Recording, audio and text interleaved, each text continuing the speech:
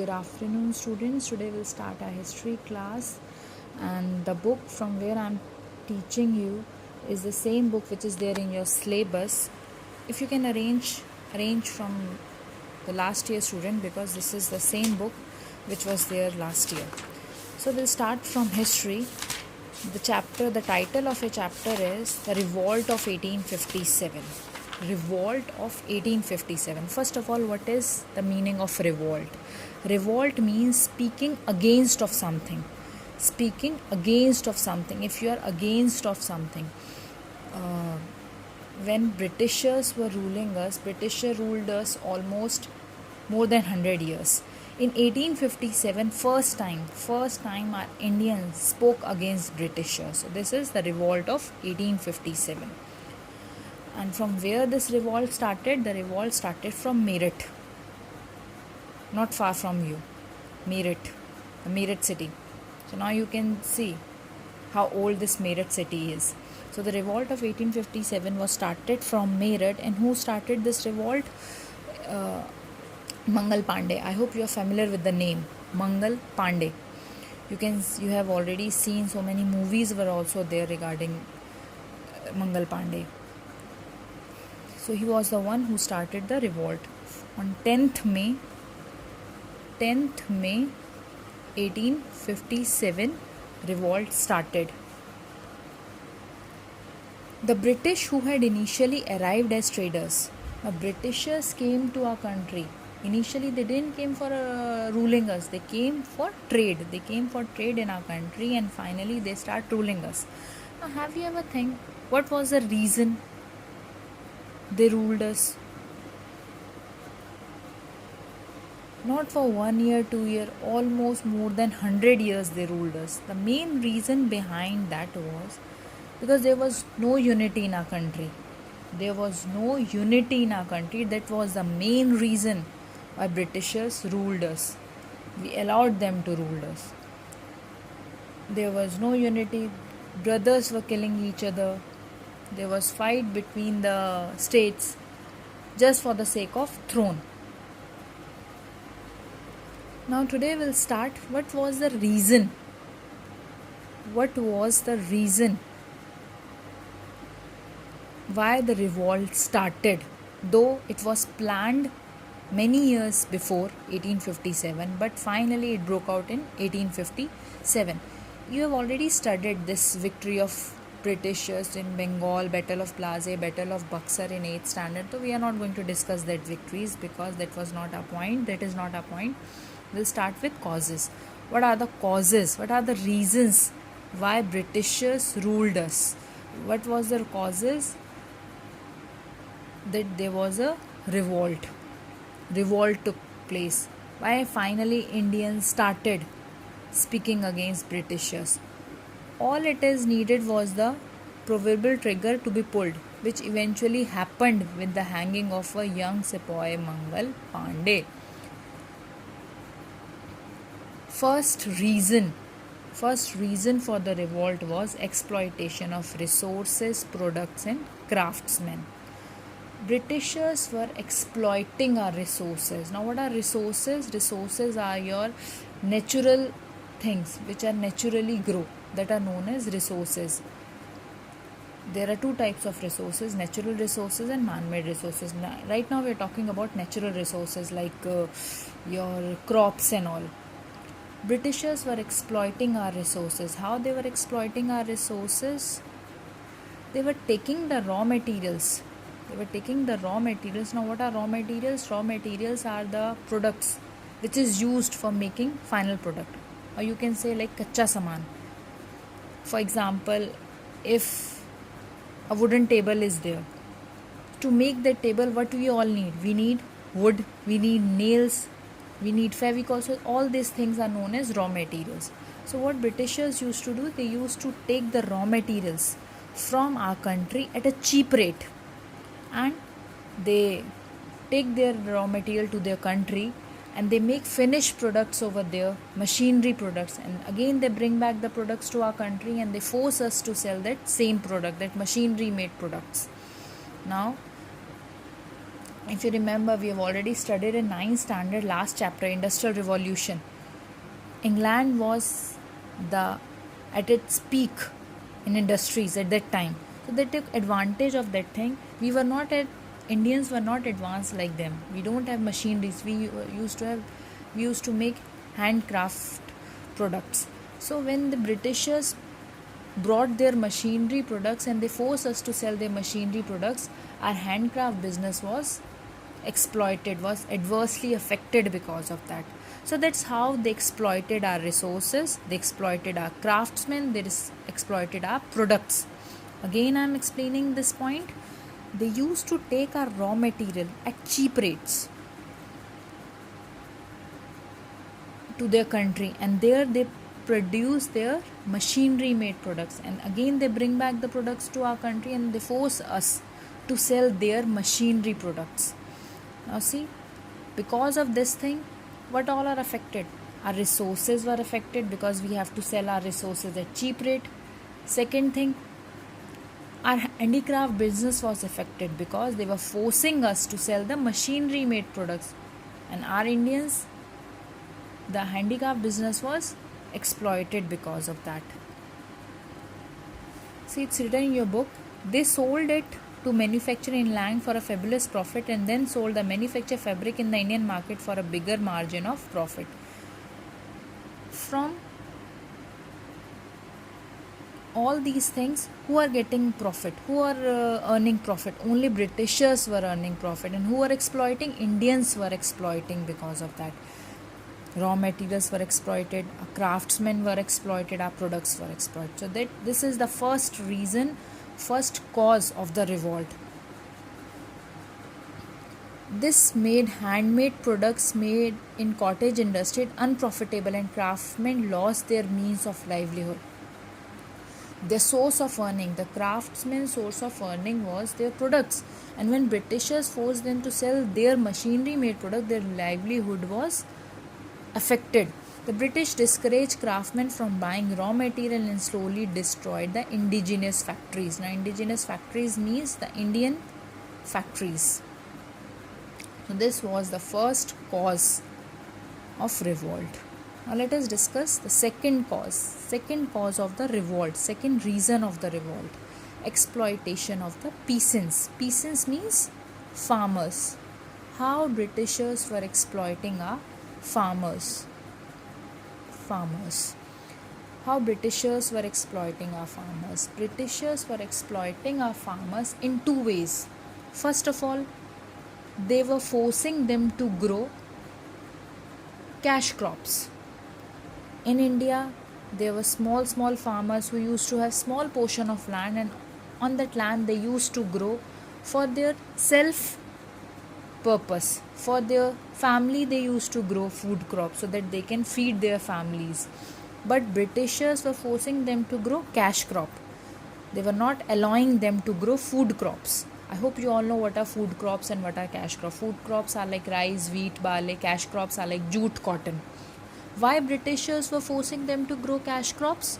Because the demand of cash crops in international market was very high, and they used to get profit out of that. That's why Britishers forced them to grow cash crops.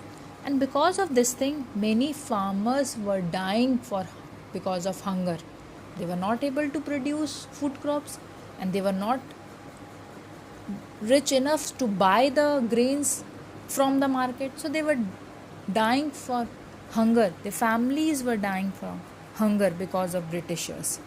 Second way they were exploiting farmers were, they were forcing them to grow indigo. Now what is indigo? If you have seen your mothers use some blue color liquid to whiten the white clothes, in Hindi you call that thing as neel, right? So that is indigo. Britishers were forcing farmers to grow indigo. Why?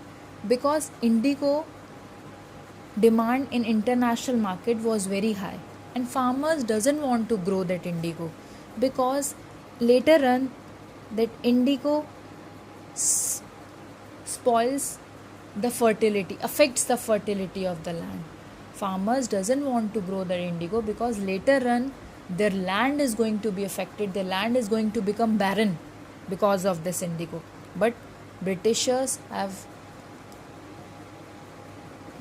doesn't bother with this thing. They just look into their profit. Their main motive is just to earn profit, and that's how they were exploiting our farmers. Again, I'm revising.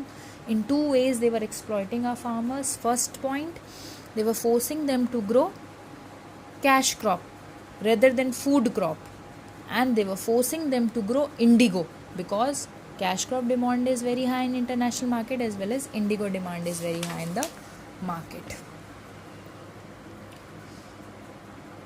See, it's written in your book. Food grains and vegetables were expensive as they were scarce. Many farmers grew them anymore. This led to starvation, death and famine because most of the farmers were growing cash crops and food crops were scarce in the market. And if the thing is scarce, अगर कोई चीज़ market में कम होती है, scars होती है, उसका price बढ़ जाता है, डिमांड ज़्यादा होती है, मार्केट में चीज़ अवेलेबल नहीं होती है, then price rises and this become expensive. Fruits and vegetables were expensive that time, and all the farmers were not able to buy that fruits and vegetables, and that's the reason they were dying. And indigo, farmers had to pay high taxes to the Britishers apart from that, and even they used to take taxes from the farmers. Crops like indigo reduce the quality of the soil. As I already explained you, they were forcing them to grow indigo, and indigo spoils the quality, the fertility of the soil. So this was the another cause of the revolt. First cause we have already seen, exploitation of the resources, products and craftsmen. Second cause, exploitation of the peasants. Now we'll discuss the third cause, annexation and expansions policies. What is annexation? Annexation is acquiring some other's place, some other's land, japt karna. That's what they used to do. They acquire the land of the rulers, the king, and they started ruling that particular land. For example,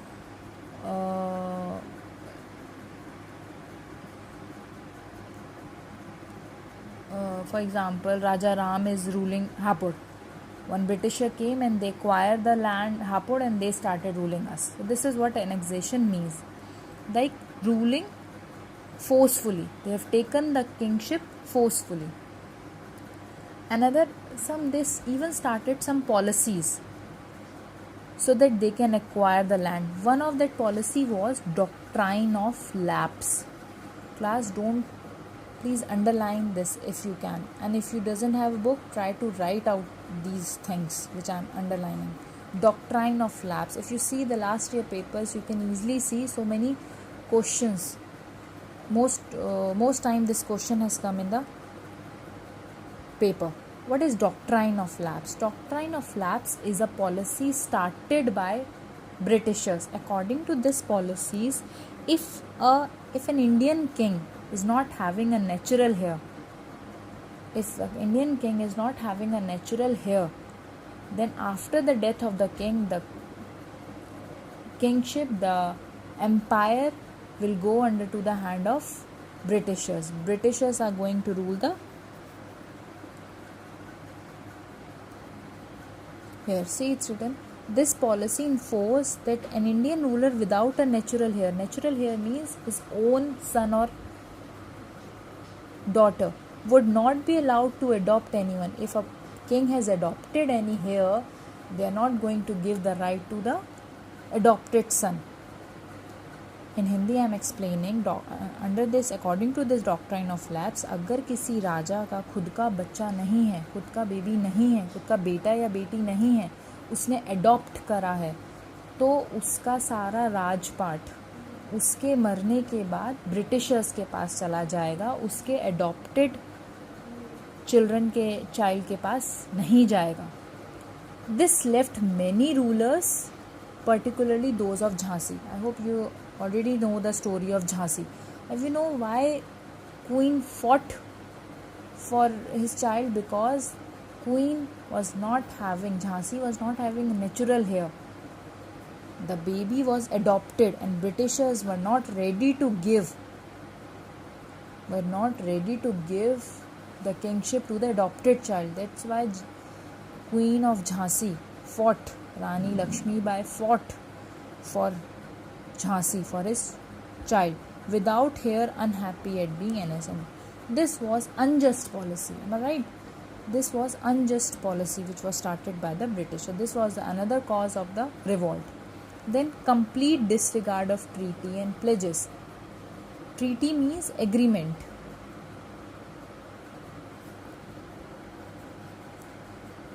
Agreement. Treaty means agreement. Britishers were very cunning. They were not trustworthy. They make alliance, they make treaty, they make agreement, but they never obey the agreement. वो agreement करते थे पर वो कभी भी अपने agreement को ओबे नहीं करते थे. For example, they make an agreement, okay from now onwards they will not interfere, they will not interfere in the kingship of Hapur, but after some time they start interfering. So this is the another cause of revolt, because they were not obeying their agreement, their treaties. For example, Awadh was annexed despite having a treaty stating that they annexed the Awadh. उन्होंने अवध को जब्त कर लिया. Though they were having a treaty, उनके पास agreement था that they are not going to annex Awadh because the king of Awadh was ready to give them a high taxes.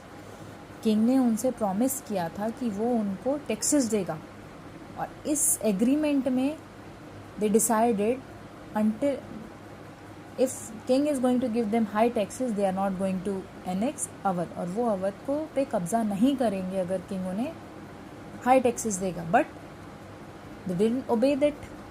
After some time they annexed the Awadh also. So this was another reason for revolt.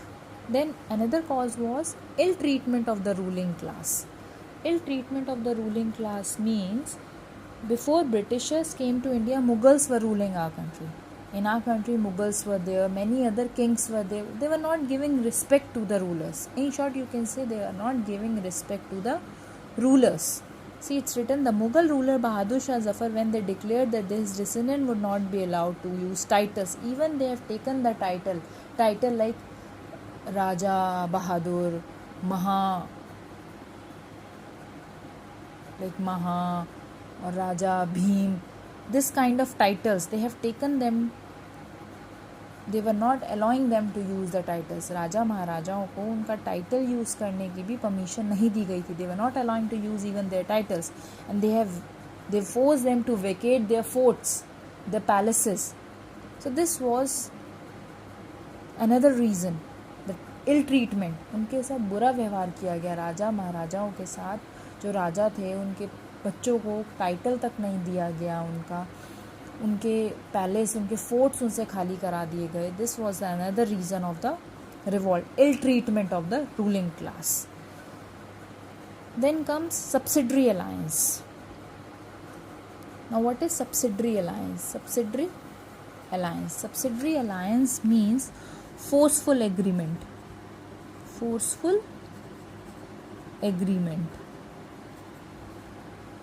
Agreement which is done forcefully. Subsidiary alliance means कोई समझौता किया गया है जो ज़बरदस्ती किया गया है, विलिंगली नहीं है. That is subsidiary alliance.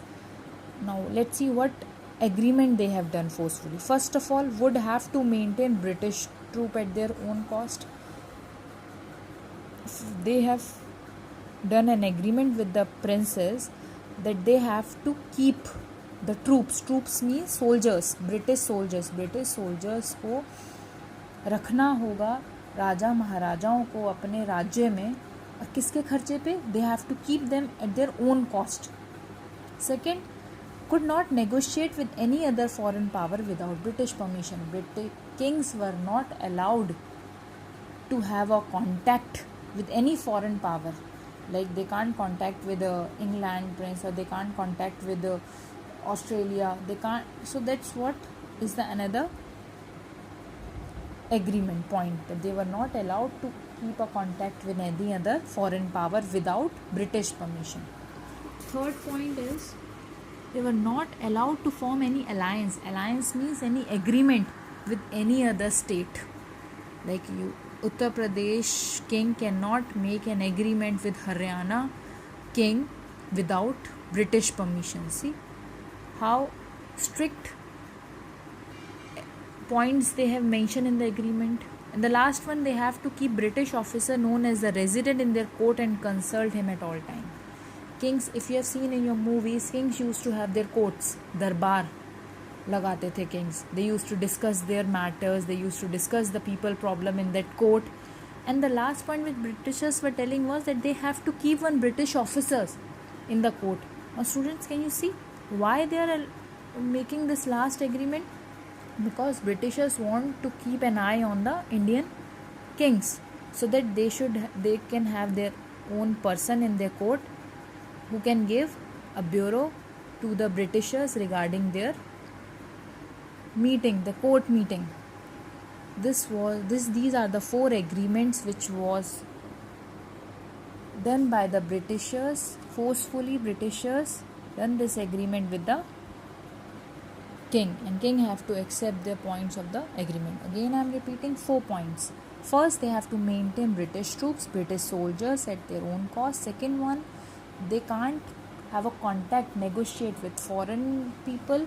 Third one, they could not form any alliance with other native states. They can't make agreement with another foreign people or another state. And the last one, they have to keep one officer in their court meetings, in their darbar. So today we'll discuss till here, and in the next class I'll teach you social and religious cause.